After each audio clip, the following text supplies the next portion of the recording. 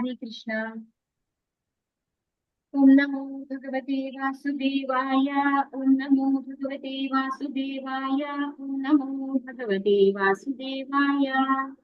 ओम अज्ञानतिमिरान्धस्य ज्ञानाञ्जनशलाकया चक्षुरुन्मीलितं येन तस्मै श्रीगुरवे नमः।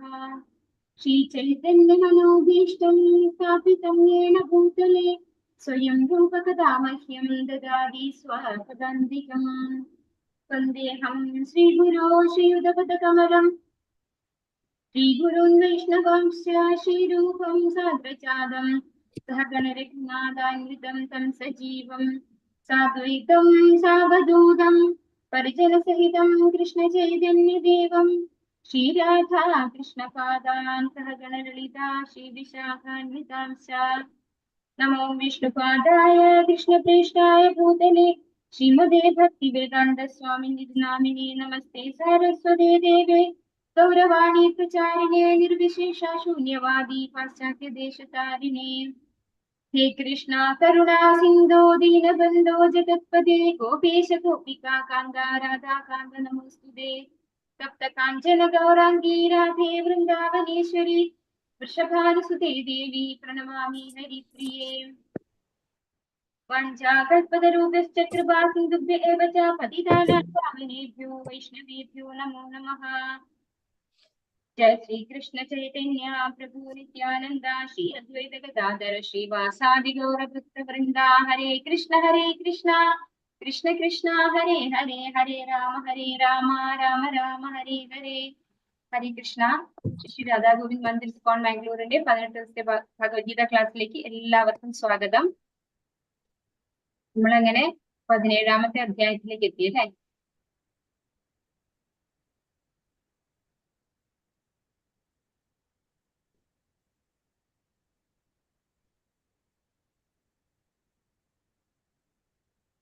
ഹരേ കൃഷ്ണ.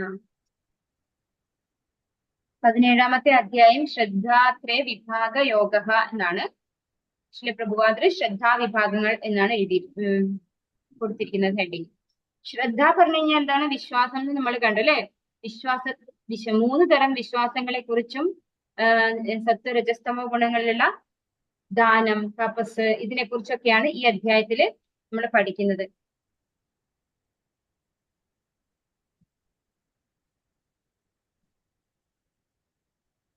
ഹരേ കൃഷ്ണ. अर्जुन उवाच ये शास्त्रविधिमुत्सृज्य यजन्ते श्रद्धयान्विताः तेषां निष्ठा तु का कृष्ण सत्त्वमाहो रजस्तमः. അർജുനൻ ചോദിച്ചു, അല്ലയോ കൃഷ്ണ, ശാസ്ത്രവിധികളെ ഒന്നും പിന്തുടരാതെ തങ്ങളുടെ സ്വന്തം ഭാവനയനുസരിച്ച് ആരാധന ചെയ്യുന്നവരുടെ സ്ഥിതി എന്താണ്? സത്വരജസ്തോ തമോ ഗുണങ്ങളിൽ ഏതാണ് അവരിൽ കാണുന്നത്? ഇപ്പോ അർജുനൻ ഭഗവാനോട് ചോദിക്കുകയാണ്, നമ്മൾ ശാസ്ത്രവിധികളെ ഒന്നും പിന്തുടരാതെ സ്വന്തം ഇഷ്ടത്തിനനുസരിച്ച് അല്ലെ നമ്മൾ തന്നെ ഉണ്ടാക്കും ഓരോരോ കാര്യങ്ങൾ. അങ്ങനെ ഉണ്ടാക്കി ചെയ്യുന്ന ആരാധന ചെയ്യുന്നവരുടെ സ്ഥിതി എന്താണ്? അവര് ഏത് ഗുണത്തിലാണ്? സത്വരജസ്തമോ ഗുണങ്ങളിൽ ഏതിലാണ് അവര് വരിക എന്നാണ് അർജുനൻ ഇവിടെ ഭഗവാനോട് ചോദിക്കുന്നത്. സത്വാനുരൂപാ സർവസ്യ ശ്രദ്ധാ ഭവതി ഭാരത ശ്രദ്ധാമയൂയം പുരുഷോ യോ യശ്രദ്ധഃ സ ഏവ സഹ. വ്യത്യസ്തമായ പ്രകൃതി ഗുണങ്ങളിൽ സ്ഥിതി ചെയ്യുന്നതിനനുസരിച്ച് അല്ലയോ ഭാരതശ്രേഷ്ഠ, ഓരോ വ്യക്തിയും ഓരോ തരത്തിലുള്ള വിശ്വാസത്തെ വളർത്തിയെടുക്കുന്നു. താൻ ആർജിച്ച ഗുണങ്ങൾക്കനുസരിച്ച് ജീവസത്തകളെ ഓരോ പ്രത്യേക വിശ്വാസമുള്ളവരെന്ന് പറയപ്പെടുന്നു. അപ്പൊ എന്താ ഇവിടെ ഭഗവാൻ പറഞ്ഞു തരുന്നത്? വ്യത്യസ്തമായ പ്രകൃതി ഗുണങ്ങളിൽ സ്ഥിതി ചെയ്യുന്നതിനനുസരിച്ച്. എന്താണ് ഈ പ്രകൃതി ഗുണങ്ങൾ? നമ്മൾ പഠിച്ചു അല്ലെ? സത്ത്, രജസ്, തമസ് 3 ഗുണങ്ങളാണ് ഈ ഭൗതിക പ്രകൃതിയിലുള്ളത്. അപ്പൊ വ്യത്യസ്തമായ പ്രകൃതി ഗുണങ്ങളിൽ സ്ഥിതി ചെയ്യുന്നതിനനുസരിച്ച് അല്ലയോ ഭാരതശ്രേഷ്ഠ, ഓരോ വ്യക്തിയും ഓരോ തരത്തിലുള്ള വിശ്വാസത്തെ വളർത്തിയെടുക്കുന്നു. അപ്പോ പലർക്കും പല പല വിശ്വാസങ്ങളാണ് അല്ലെ? അതാത് ആള് ഏത് തരം ഗുണത്തിലാണോ ഉള്ളത് അതിനനുസരിച്ചായിരിക്കും നമ്മളുടെ വിശ്വാസങ്ങളും ഉണ്ടാവുക. അപ്പൊ ഇവിടെ നമുക്ക് സ്ലൈഡിൽ കാണുന്നുണ്ട് ദേവന്മാരുടെ പിക്ചർ. ഇത് സത്വഗുണത്തിലുള്ളവരെ ആരാധിക്കുന്നതാണ് ദേവന്മാരെ. ഇനി ഇത് അസുരന്മാര് അല്ലെ? അസുരന്മാർ എങ്ങനെയാണ്? മനുഷ്യരെയും ആസുരിക പ്രകൃതിയുള്ളവരെയും ആരാധിക്കും. ഇത് ഭൂതപ്രേത പിശാചുക്കള്. അവര് തമോ ഗുണത്തിലുള്ളവരാണ് ഈ ഭൂതപ്രേത പിശാചുക്കളെ ആരാധിക്കുന്നത്. അങ്ങനെ നമ്മൾ ഏത് ഗുണത്തിലാണോ അതിനനുസരിച്ചുള്ള ആരാധനാ രീതിയാണ് പിന്തുടരുക എന്നാണ് ഭഗവാൻ ഇവിടെ പറയുന്നത്. യജന്തി സാത്വികാ ദേവാൻ യക്ഷരക്ഷാംസി രാജസാഹ പ്രേതാൻ ഭൂതഗണാംശാന്യേ യജന്തി താമസാ ജനാഹ. സാത്വികരായ ജനങ്ങൾ ദേവന്മാരെയും രാജസ സ്വഭാവികൾ അസുരന്മാരെയും തമോ ഗുണ പ്രധാനികൾ ഭൂതപ്രേതങ്ങളെയും ആരാധിക്കുന്നു. ഇവിടെ ഭഗവാൻ എടുത്ത് പറഞ്ഞു, ഓരോരുത്തരും ഇന്ന അതായത് ഏത് ഗുണത്തിലാണോ ഉള്ളത് അതിനനുസരിച്ച് സത്വഗുണത്തിലുള്ളവര് ദേവന്മാരെ ആരാധിക്കുന്നു, രാജസ സ്വഭാവികൾ അസുരന്മാരെയും തമോ ഗുണത്തിലുള്ളവര് ഭൂതപ്രേതങ്ങളെയും ആരാധിക്കുന്നു. കാമം ആസക്തി എന്നിവയാൽ പ്രേരിതരായി അഹംഭാവത്തോടുകൂടി സ്വശരീരത്തിലെ ഭൗതിക മൂലകങ്ങളെയും ശരീരത്തിൽ കുടികൊള്ളുന്ന പരമാത്മാവിനെ തന്നെയും ദ്രോഹിച്ചുകൊണ്ട് ശാസ്ത്ര നിർദ്ദിഷ്ടമല്ലാത്ത കഠിന തപസ് അനുഷ്ഠിക്കുന്ന വിഡ്ഢികൾ അസുരന്മാരാണ്. അപ്പോ ഇതിലെന്താ ഭഗവാൻ പറയുന്നത്? കാമം ആസക്തി. എന്താണ് കാമം? അമിതമായ ആഗ്രഹം അല്ലെ, ആസക്തി എന്നിവയാൽ പ്രേരിതരായി അഹംഭാവത്തോടുകൂടി സ്വശരീരത്തിലെ ഭൗതിക മൂലങ്ങളെയും ശരീരത്തിൽ കുടികൊള്ളുന്ന പരമാത്മാവിനെയും ദ്രോഹിച്ചുകൊണ്ട് ശാസ്ത്ര നിർദ്ദിഷ്ടമല്ലാതെ കഠിന തപസ് അനുഷ്ഠിക്കുന്ന വിഡ്ഢികൾ അസുരന്മാരാണ്. അതായത് നമ്മുടെ അതിയായ ആഗ്രഹം കാരണം നമ്മുടെ ഒരു അഹങ്കാരത്തോടു കൂടി ഞാൻ ചെയ്യുന്നതൊക്കെ എനിക്കെല്ലാം അറിയാം, ഞാൻ ചെയ്യുന്നതൊക്കെ ശരിയാണ് എന്ന ഭാവത്തോടു കൂടി നമ്മുടെ ശരീരത്തെ പോലും സംരക്ഷിക്കാത്ത രീതിയിൽ, അതായത് ശരീരത്തിന് ഹാനി വരുത്തുന്ന രീതിയിൽ, അതുപോലെ അതിനുള്ളിൽ കുടികൊള്ളുന്ന ഭഗവാന് ഒട്ടും റെസ്പെക്ട് ചെയ്യാതെ അല്ലെ, ഒരു വാല്യൂവും കൊടുക്കാതെ ആ ശരീരത്തെ ദ്രോഹിച്ചുകൊണ്ട് വേദങ്ങളിൽ എവിടെയും പറഞ്ഞിട്ടില്ലാത്ത തരത്തിലുള്ള തപസ് അനുഷ്ഠിക്കുന്നതിനെയാണ് ഇവിടെ അങ്ങനെയുള്ളവരെ എന്താണ്? അസുരന്മാരാണ്. അങ്ങനെയുള്ള വിഡ്ഢികളെ അസുരന്മാരെന്നാണ് പറയുന്നത്. ഇവിടെ പിക്ചറിൽ കാണാം, തലയൊക്കെ ഭൂമിയിൽ കുഴിച്ചിട്ട് തപസ് ചെയ്യുക അല്ലെ. നമ്മള് കണ്ടിട്ടുണ്ട് രാവണൻ ഒക്കെ തപസ് ചെയ്തത് എങ്ങനെയാണ്? അതൊക്കെ താമസിക്കായിട്ടുള്ള തപസ്സാണ്.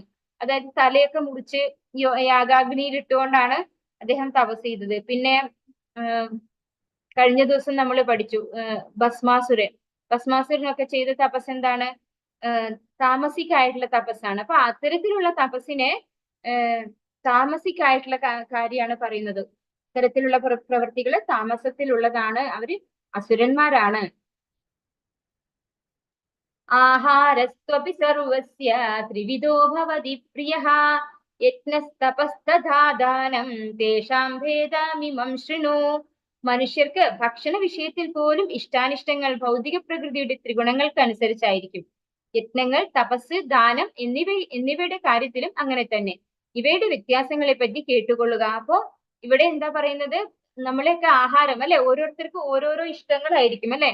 അപ്പൊ ഭഗവാൻ പറയാണ്, നമ്മുടെ ആ ഇഷ്ടങ്ങൾ പോലും നമ്മൾ ഏത് ഗുണത്തിലാണോ അതിനനുസരിച്ചായിരിക്കും എന്നാണ് പറയുന്നത്. അതായത് നമുക്ക് ഇഷ്ടപ്പെട്ട ഭക്ഷണം, അതായത് പുളി, എരിവ് അങ്ങനെയൊക്കെ ഇഷ്ടമുള്ളവരുണ്ടാവുമ്പോ ഇതൊക്കെ ഏത് ഗുണത്തിലാണെന്ന് ഇവിടെ ഭഗവാൻ പറഞ്ഞു തരാൻ തുടങ്ങുകയാണ്. അതുപോലെ തന്നെ യജ്ഞങ്ങള്, തപസ്, ദാനം ഇതിലൊക്കെ എന്തുണ്ട്? സത്ത്, രജസ്, തമസുണ്ട്. ഏത് യജ്ഞം, ഈ യജ്ഞം സാത്വികമാണോ, താമസികമാണോ, അല്ലെങ്കിൽ രാജസികമാണോ എന്നുള്ളത് നമുക്ക് ഭഗവാൻ പറഞ്ഞു തരുന്നത് വെച്ച് നോക്കാൻ സാധിക്കും. അപ്പൊ നമ്മൾ ഏത് ഗുണത്തിലാണ് ഈ ഓരോ കർമ്മങ്ങളും ചെയ്യുന്നത് എന്ന് നമുക്ക് അനലൈസ് ചെയ്യാൻ സാധിക്കും. ഭഗവാൻ പറഞ്ഞതിന് അനുസരിച്ച് ഭഗവാൻ പറഞ്ഞു തരുന്ന തുടങ്ങുകയാണ്. ആയുസ്സത്വബലാരോഗ്യ സുഖപ്രീതി വിവർധനാഃ രസ്യാ സ്നിഗ്ധാ സ്ഥിരാ ഹൃദ്യ ആഹാരാ സാത്വികാ പ്രിയാഃ. ദീർഘായുസ്സും നിലനിൽപ്പിനെ തന്നെ ശുദ്ധീകരിക്കുന്നതും ബലം നൽകുന്നതും ആരോഗ്യത്തെയും സന്തുഷ്ടിയെയും സംതൃപ്തിയെയും വളർത്തുന്നതും രസവത്തും പ്രീതികരവും സ്നിഗ്ധവും ആസ്വാദ്യവുമായ ആഹാരമായിരിക്കും സാത്വിക സ്വഭാവികൾക്ക് ഇഷ്ടം. അപ്പൊ ഇവിടെ എന്താ പറഞ്ഞിരുന്നത്? ദീർഘായുസ്സും നിലനിൽപ്പിനെ തന്നെ ശുദ്ധീകരിക്കുന്നതും. അപ്പൊ വളരെ നല്ലതാണ് അല്ലെ, നമ്മുടെ ആയുസ് വർദ്ധിപ്പിക്കുന്നതായിരിക്കും, നിലനിൽപ്പിനെ ശുദ്ധീകരിക്കുന്നതും ബലം നൽകുന്നതും ആരോഗ്യം ഉണ്ടാക്കുന്നതും നമുക്ക് സന്തുഷ്ടിയും സംതൃപ്തിയും ഉണ്ടാക്കുന്നതും പിന്നെയോ രസവത്തും പ്രീതികരവും സ്നിഗ്ധവും ആസ്വാദ്യവുമായ ആഹാരമാണ് സാത്വിക സ്വഭാവികൾക്ക് ഇഷ്ടം. അപ്പോ ഇവിടെ ഏത് ആഹാരം എന്ന് പറഞ്ഞിട്ടില്ല, സാത്വികമായ ആഹാരം അതിന്റെ ഗുണങ്ങളാണ് ഇവിടെ പറഞ്ഞത് അല്ലെ. അങ്ങനെയുള്ള സാത്വികമായ ആഹാരം കഴിച്ചാല് എന്താ സംഭവിക്കുക? ദീർഘായുസ് വരും, നമുക്ക് ആയുസ് വർദ്ധിക്കും, പിന്നെയോ നമ്മുടെ ശരീരത്തെയും നിലനിൽപ്പിനെയൊക്കെ ശുദ്ധീകരിക്കും, ബലം നൽകും, ആരോഗ്യം തരും. ഇങ്ങനെ സന്തുഷ്ടി, സന്തോഷം, സംതൃപ്തി ഇതൊക്കെ തരുന്ന രസവത്ത് എന്ന് പറഞ്ഞാൽ എന്താണ്? നല്ല രസമുള്ളതായിരിക്കും അല്ലെ. സ്നിഗ്ധവും ആസ്വാദ്യവുമായിരിക്കും ഏത് ആഹാരം എന്നാണ് പറഞ്ഞിരുന്നത്? സാത്വികാഹാരം. അപ്പൊ എന്താണ് സാത്വികാഹാരം എന്ന് നമുക്ക് കാണാം. അതായത് ഭഗവാന് നിവേദിച്ച ഭക്ഷണമാണ്. ഇവിടെ ഏകാദശി പ്രസാദാണ്. ഫ്രൂട്ട്സ് ഒക്കെ ഭഗവാന് നിവേദിച്ചിട്ടുണ്ട്. പിന്നെ ഇപ്പുറത്ത് നമുക്ക് കാണാം ഏകാദശി അല്ലാത്ത ദിവസങ്ങളിൽ നമ്മൾ എന്ത് ഭക്ഷണം ഉണ്ടാക്കിയാലും ഉള്ളി വെളുത്തുള്ളി ഉപയോഗിക്കാതെ, നോൺ വെജിറ്റേറിയൻ ഉപയോഗിക്കാതെ, അതായത് പ്യോർ വെജിറ്റേറിയൻ ആയിട്ട് ഉള്ളി വെളുത്തുള്ളി കൂട്ടാതെ, അതുപോലെ മസൂർ ദാലും കൂട്ടില്ല കേട്ടോ. ഒരു ഓറഞ്ച് കളർ ഒരു ദാലുണ്ട്, അതും കൂട്ടില്ല. ബാക്കി ഏത് ഭക്ഷണവും ഭഗവാൻ, അത് കൂൺ ഉപയോഗിക്കില്ല, അതും നോൺ വെജ് ആയിട്ടാണ് കൂട്ടുന്നത്. അപ്പൊ അങ്ങനെയുള്ള ഭക്ഷണം ഭഗവാന് നിവേദിച്ച് ആ പ്രസാദാണ് എന്ത്? സാത്വികമായിട്ടുള്ള ആഹാരം. ഇങ്ങനെയുള്ള ആഹാരം കഴിക്കുമ്പോഴാണ് നമുക്ക് എന്ത് കിട്ടുന്നത്? നിലനിൽപ്പിനെ ശുദ്ധീകരിക്കുക, ദീർഘായുസ്, ആരോഗ്യം, സംതൃപ്തി, സന്തോഷം. കാരണം എന്തുകൊണ്ടാണ്? ഭഗവാന്റെ പ്രസാദം എന്ന് പറഞ്ഞു കഴിഞ്ഞാൽ എന്താണ്? അത് ഭഗവാന്റെ ഉച്ഛിഷ്ടമാണ് അല്ലെ? ഭഗവാന്റെ ഉച്ഛിഷ്ടം കഴിച്ചു കഴിഞ്ഞാൽ നമുക്ക് എന്താണ് കിട്ടുക? ഭഗവാന്റെ ഗുണങ്ങളാണ് നമുക്ക് കിട്ടുക. അങ്ങനെ ആകുമ്പോൾ നമുക്ക് സ്വാഭാവികമായിട്ടും സന്തോഷമായിട്ട് ഇരിക്കാൻ സാധിക്കും. കയ്പ്, പുളിപ്പ്, ഉപ്പുരസം, കടുത്ത ചൂട്, എരിവ്, വരൾച്ച എന്നിവ കൂടുതലുള്ള ആഹാര പദാർത്ഥങ്ങളെ രാജസ സ്വഭാവികൾ ഇഷ്ടപ്പെടുന്നു. ഇത്തരം ഭക്ഷ്യങ്ങൾ ദുഃഖത്തിനും രോഗങ്ങൾക്കും വഴിവെക്കുന്നവയാണ്. അപ്പോ രാജസം സ്വഭാവികൾ എങ്ങനെയുള്ള ഭക്ഷണമാണ് ഇഷ്ടപ്പെടുന്നത്? കയ്പ്, പുളിപ്പ്, ഉപ്പുരസം. അതായത് നല്ല കയ്പ്, നമ്മുടെ പാവയ്ക്ക അല്ലെങ്കിൽ കയ്പക്ക എന്നൊക്കെ പറയുന്ന അതിന്റെ കയ്പല്ല ഉദ്ദേശിക്കുന്നത്. ഇത് വല്ലാത്ത കയ്പുള്ള സാധനം, അതാണ് ഉദ്ദേശിക്കുന്നത്. കയ്പ്, പുളിപ്പ്, നന്നേ പുളിയുള്ളത്, മിതമായ പുളിയല്ല ഉദ്ദേശിക്കുന്നത്, വല്ലാതെ പുളിയുള്ളത്, ഉപ്പ് കൂടിയത്, കടുത്ത ചൂട്, എരിവ്, നല്ല എരിവുള്ള ആഹാരം, വരൾച്ച പറഞ്ഞാൽ നല്ല ഡ്രൈ ആയിട്ടുള്ള ആഹാരം, ഇങ്ങനെ എന്നിവ കൂടുതലുള്ള ആഹാര പദാർത്ഥങ്ങളെ രാജസ സ്വഭാവികൾ ഇഷ്ടപ്പെടുന്നു. അപ്പോ നമ്മൾ ഇത്തരത്തിലുള്ള ആഹാരം ഇഷ്ടപ്പെടുന്നു എങ്കിൽ നമ്മളും രാജസിക സ്വഭാവം ഉള്ളവരാണ്. അല്ലെങ്കിൽ ആരെങ്കിലും ഇങ്ങനെയുള്ള ഭക്ഷണങ്ങൾ ഇഷ്ടപ്പെടുന്നവരൊക്കെ എന്താണ്? രാജസിക്കാണ് അവര്. ഇത്തരം ഭക്ഷ്യങ്ങൾ എന്താണ് ചെയ്യുക? ദുഃഖത്തിനും രോഗങ്ങൾക്കും വഴിവെക്കുന്നവയാണ്. അപ്പോ നമ്മുടെ ദുഃഖം വർദ്ധിപ്പിക്കുകയാണ് ചെയ്യുക. ഇങ്ങനെയുള്ള ആഹാരം കഴിക്കുമ്പോൾ നമ്മൾ വിചാരിക്കും നമുക്ക് സന്തോഷമാണ് കിട്ടുക എന്നല്ലേ. അത് താൽക്കാലികമായിട്ട് ആ രസനം, നമ്മുടെ നാക്കിന്റെ ഒരു ടേസ്റ്റിന്റെ സന്തോഷം മാത്രമേ നമുക്ക് കിട്ടുള്ളൂ. പക്ഷെ അത് കഴിഞ്ഞാൽ നമുക്ക് അസുഖങ്ങളാണ് ഉണ്ടാക്കുക അല്ലെ. ഇത്തരത്തിലുള്ള ആഹാരം എരിവ് കൂടിയത് വയറ്റിൽ അൾസറൊക്കെ ഉണ്ടാക്കും. അതുപോലെ അസുഖം വന്നു കഴിഞ്ഞാൽ സ്വാഭാവികമായിട്ട് ദുഃഖം വരും അല്ലെ. പിന്നെ അത് ബുദ്ധിനെയും ബാധിക്കും. ഇത്തരത്തിലുള്ള ആഹാരം ബുദ്ധിനെയും ബാധിക്കും. പിന്നെ അത് ഒരിക്കലും ഭഗവാന് നിവേദിക്കാൻ സാധിക്കാത്ത ആഹാരങ്ങളായതുകൊണ്ട് തന്നെ അതെന്താണ്? അതിൽ ഭഗവാന്റെ ആ ഒരു പ്രസാദത്തിന്റെ ക്വാളിറ്റിയും വരുന്നില്ല. എരിവുള്ള ഭക്ഷണമാണ് ഇതിങ്ങനെ കഴിക്കുന്നവര് രാജസിക്കാണെന്നാണ് പറഞ്ഞിരുന്നത്. യാതയാമം ഗദരസം പൂതിപര്യുഷിതം യാതയാമം ഗദരസം പൂരിപര്യുഷിതം ചയത് ഉച്ഛിഷ്ടമപി ചാമേധ്യം ഭോജനം താമസപ്രിയം. 3 മണിക്കൂറിന് മുമ്പ് പാകം ചെയ്തതും സ്വാദ് നഷ്ടപ്പെട്ടതും ദുർഗന്ധമുള്ളതും ഉച്ഛിഷ്ടവും തൊടാൻ കൊള്ളാത്തതുമായ ഭക്ഷണങ്ങളെയാണ് താമസ സ്വഭാവികൾ ഇഷ്ടപ്പെടുന്നത്. അപ്പോ ഇവിടെ നമുക്ക് പിക്ചറിൽ കാണാം പൂപ്പല് വന്നിട്ടുള്ള ആഹാരം അല്ലെ.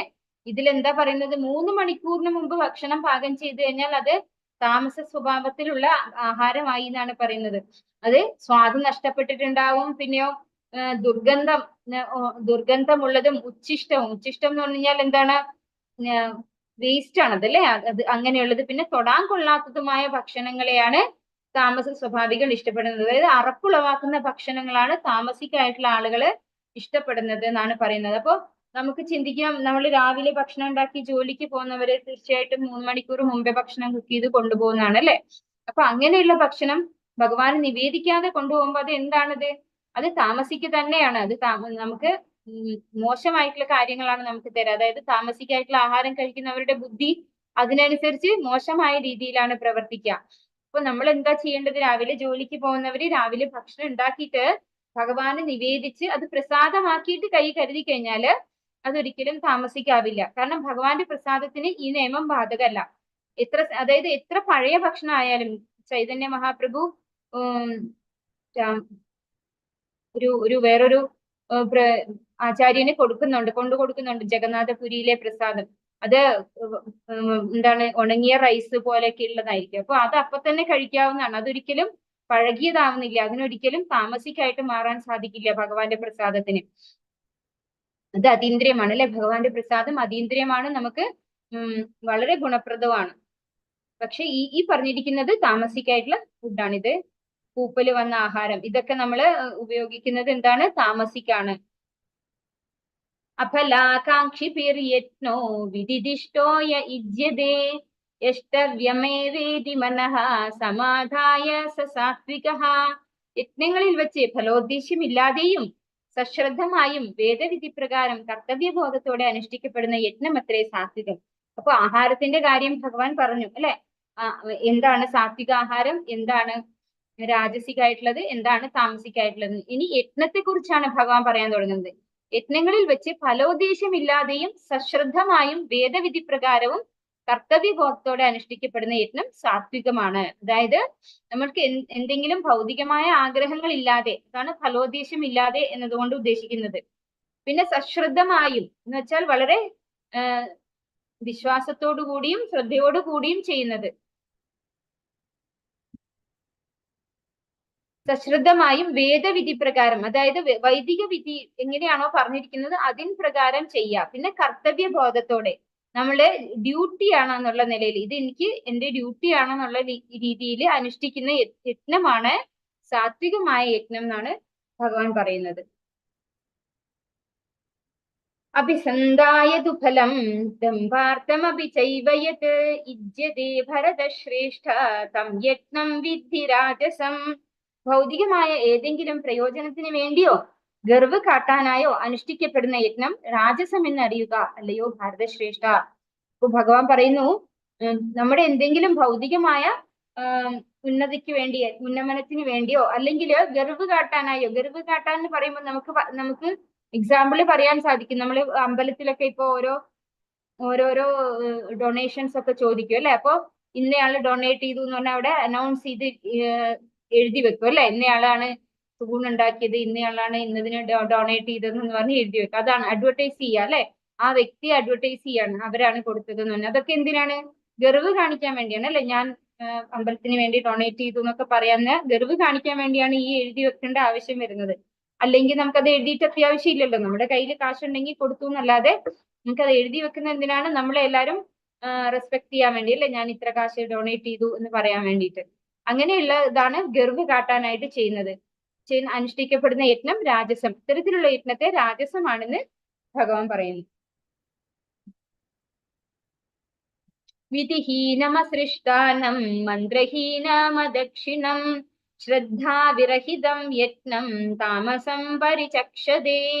വേദോക്ത വിധികൾ അനുസരിക്കാതെയും പ്രസാദ വിതരണം, മന്ത്രോച്ചാരണം, പൂജാരിക്ക് ദക്ഷിണ എന്നിവ കൂടാതെയും വിശ്വാസമില്ലാതെയും ചെയ്യപ്പെടുന്ന യജ്ഞം തമോ ഗുണത്തിലുള്ളതാണ്. അപ്പോ തമോ ഗുണത്തിലുള്ള യജ്ഞത്തെ കുറിച്ചും പറയാണ്. വേദോക്തങ്ങളായ വിധികൾ അനുസരിക്കാതെ, അതായത് വേദത്തിൽ പറയാതെയുള്ള യജ്ഞം. പിന്നെയോ പ്രസാദ വിതരണം ഇല്ലാതെ, അതായത് ആ യജ്ഞശേഷം ആർക്കും പ്രസാദം കൊടുക്കില്ല എങ്കിൽ അതും എന്താണ്? താമസത്തിലുള്ള യജ്ഞമാണ്. മന്ത്രോച്ചാരണം ഇല്ല. വേദവിധികൾ, അതായത് വേദവിധികൾ പ്രകാരം കുറെ മന്ത്രോച്ചാരണം ഉണ്ട് അല്ലെ. യജ്ഞം നടത്തുമ്പോൾ മന്ത്രം ഉച്ചരിക്കണം. അങ്ങനെയുള്ള മന്ത്രോച്ചാരണം ഇല്ലാതെ ചെയ്യുന്ന പൂജ എന്താണ്? താമസത്തിലുള്ളതാണ്. പൂജാരിക്ക് ദക്ഷിണ, അതും ദക്ഷിണയും കൊടുക്കണം അല്ലെ. അതില്ലാതെ ചെയ്യുന്ന യജ്ഞവും താമസമാണ്. പിന്നെയോ ഏറ്റവും അത്യാവശ്യമുള്ളത് എന്താണ്? വിശ്വാസം വേണം അല്ലെ. വിശ്വാസം ഇല്ലാതെ ചെയ്യപ്പെടുന്ന യജ്ഞവും തമോ ഗുണത്തിലുള്ളതാണ്. ആരെങ്കിലും പറഞ്ഞു വെറുതെ ചെയ്യാ അല്ലെ. ഒരു വിശ്വാസമൊന്നുമില്ല, അവര് പറഞ്ഞു ഒരു ഗണപതി ഹോമം കഴിക്കണം അതുകൊണ്ട് കഴിച്ചു എന്ന് പറയുന്ന പോലെ അങ്ങനെയുള്ള വിശ്വാസം ഇല്ലാതെ ചെയ്യുന്ന യജ്ഞവും തമോ ഗുണത്തിലുള്ളതാണ്. ദേവദ്വിജഗുരു പ്രാജ്ഞ പൂജനം ശൗചമാർജവം ബ്രഹ്മചര്യമഹിംസാ ച ശാരീരം തപ ഉച്യതേ. പരമപുരുഷൻ, ബ്രാഹ്മണൻ, ആധ്യാത്മികാചാര്യൻ, മാതാപിതാക്കൾ തുടങ്ങിയ ഉന്നതർ എന്നിവരെ ആരാധിക്കൽ ദേഹശുദ്ധി, ലാളിത്യം, ബ്രഹ്മചര്യം, അഹിംസ എന്നിവയെ ശാരീരികമായ തപസ് എന്ന് പറയുന്നു. അപ്പൊ ഇവിടെ ഭഗവാൻ എന്താ പറയാൻ തുടങ്ങിയത്? തപസ്സിനെ കുറിച്ച് പറയാൻ തുടങ്ങി അല്ലെ. ആദ്യം ഭക്ഷണത്തെ കുറിച്ച് പറഞ്ഞു, പിന്നെ യജ്ഞത്തെ കുറിച്ച് പറഞ്ഞു, ഇനി തപസ്സിനെ കുറിച്ചാണ് പറയുന്നത്. ഇത് സാത്വികമായ തപസ്. എന്താണ് സാത്വികമായ തപസ്? ബ്രാഹ്മണരെ ആരാധിക്കുക, ബ്രാഹ്മണരെ ബഹുമാനിക്കുക അല്ലെ. ഉന്നതരായിട്ടുള്ളവരെ ആരാധിക്കുക, ബ്രാഹ്മണരെ ആരാധിക്കുക, ആധ്യാത്മിക ആചാര്യനെ ആരാധിക്കുക, പിന്നെയോ മാതാപിതാക്കളെ ആരാധിക്കുക. അത്തരത്തിലുള്ള, അതായത് ഭഗവാന്റെ കാര്യങ്ങൾ പറയുന്ന ഉന്നതരെ ആരാധിക്കുക. അല്ലാണ്ട് പൊളിറ്റീഷ്യൻസ് അല്ല ഉന്നതർ എന്നുകൊണ്ട് ഉദ്ദേശിക്കുന്നത് ഒരിക്കലും. ഭഗവാന്റെ ഭക്തന്മാരാണ് ഉന്നതർ എന്ന് പറഞ്ഞു കഴിഞ്ഞാൽ ഉന്നത ശ്രേണിയിലുള്ള ഭക്തന്മാരെയാണ് ഉദ്ദേശിക്കുന്നത്. പിന്നെയോ ദേഹശുദ്ധി, ലാളിത്യം, ബ്രഹ്മചര്യം, അഹിംസ, ഇത്തരത്തിലുള്ളതിനെ എന്താണ് പറയുന്നത്? ശാരീരികമായ തപസ് എന്ന് പറയുന്നു. ഇവിടെ നമുക്ക് കാണാം ശീല പ്രഭുപാദർക്ക് ഒരു കുട്ടി മാലയിടുന്നത് അല്ലെ. ഇത് ശീല പ്രഭുപാദർ ആരാണ്? ഭഗവാന്റെ ശുദ്ധ ഭക്തനായിട്ടുള്ള ആളാണ്. അദ്ദേഹം ഭഗവാനെ കുറിച്ചാണ് എല്ലായിടത്തും പോയി പ്രസംഗിക്കുകയും പറയുകയും ചെയ്തിട്ടുള്ളത്. അങ്ങനെയുള്ള ആചാര്യന്മാരെ ആരാധിക്കുന്നത് എന്താണ്? ശാരീരികമായ തപസ്, സാത്വികമായിട്ടുള്ള തപസ്സാണ്.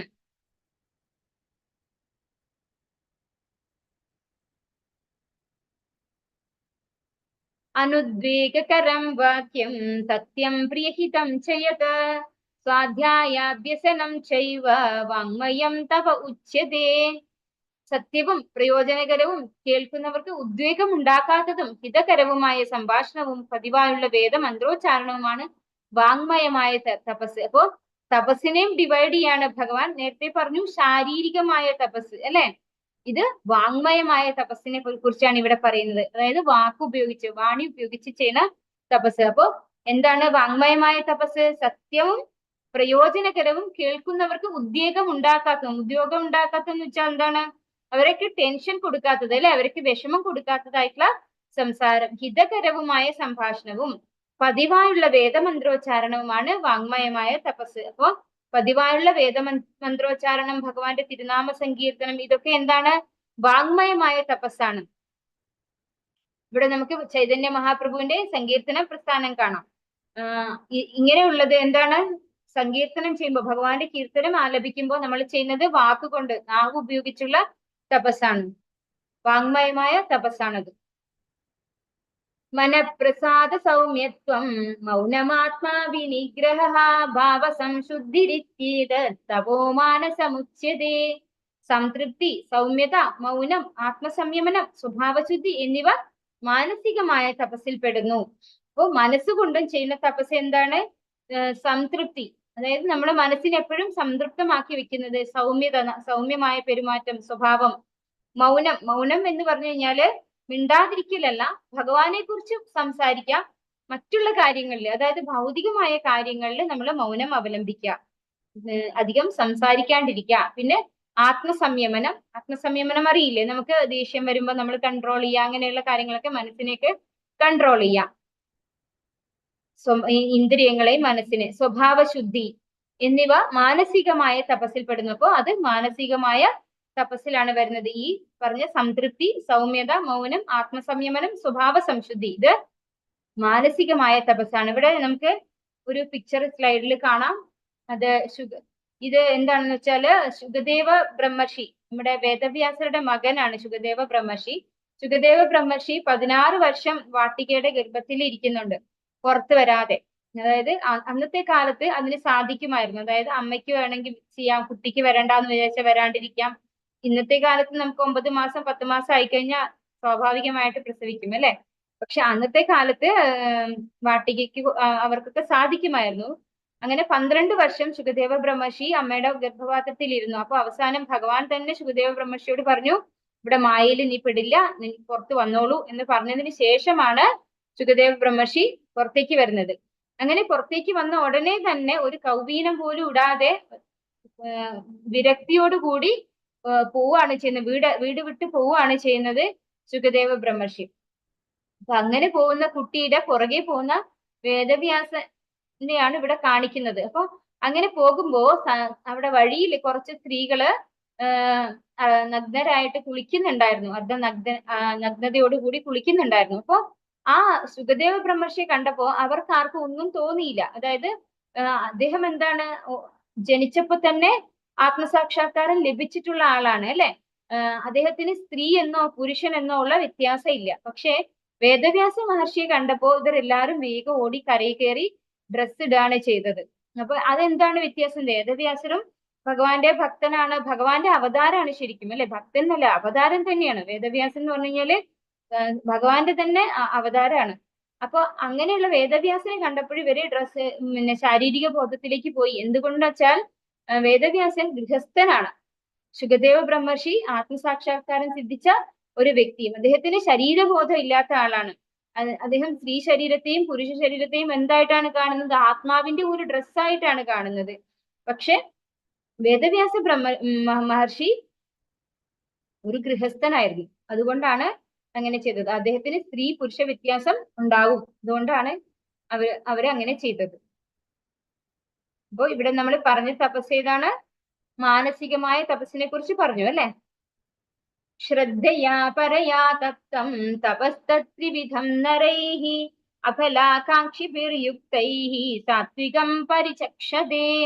ഈ 3 വിധം തപസ്സും ആധ്യാത്മിക വിശ്വാസത്തോടെയും ഭൗതിക നേട്ടങ്ങളെ ആഗ്രഹിക്കാതെയും പരമപുരുഷന് വേണ്ടി മാത്രം അനുഷ്ഠിച്ചു പോന്നാൽ സാത്വികം എന്ന് പറയാം.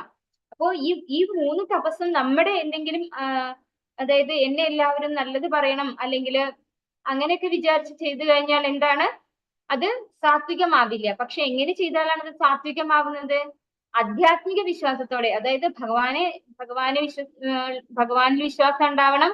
ആധ്യാത്മിക ആചാര്യനിലും നമ്മുടെ ഈ ഭൗതിക ശരീരം എന്ന് പറയുന്നത് വളരെ എന്താ പറയാ ഷട്ടിലാണ്, അല്ലെങ്കിൽ നശ്വരമാണ്. നമ്മുടെ യഥാർത്ഥ ജോലി എന്താണ്? ഭഗവാന്റെ സേവനമാണെന്ന് തിരിച്ചറിവ്. അതാണ് ഈ ആധ്യാത്മിക വിശ്വാസത്തോടെയും ഭൗതിക നേട്ടങ്ങളെ ആഗ്രഹിക്കാതെയും, ഭൗതികമായി യാതൊന്നും ആഗ്രഹിക്കാതെയും പരമപുരുഷന് വേണ്ടിയും അനുഷ്ഠിച്ചു പോന്നാൽ സാത്വികം എന്ന് പറയാം. അതായത് ഭഗവാന് വേണ്ടി ചെയ്തു കഴിഞ്ഞാൽ ഈ പറഞ്ഞ തപസ്സൊക്കെ എന്താണ്? എന്തായാലും ഭഗവാന് വേണ്ടി ചെയ്യണം അല്ലെ? അതിനാണ് സാത്വികമായിട്ടുള്ള തപസ് എന്ന് പറയുന്നത്. അല്ലാതെ നമ്മളുടെ എന്തെങ്കിലും ഭൗതികമായ ആവശ്യത്തിനോ അല്ലെങ്കിൽ എനിക്ക് ഇപ്പോ മനസ്സമാധാനം കിട്ടിയപ്പോ വാങ്മയമായ തപസ്, ഞാൻ വളരെ സൗമ്യമായിട്ട് പെരുമാറുന്നതും ഞാൻ നാമം ജപിക്കുന്നത്, എനിക്ക് മനസ്സമാധാനം കിട്ടണം എന്ന് വിചാരിച്ചിട്ടാകുമ്പോ അതെന്താവുന്നില്ല?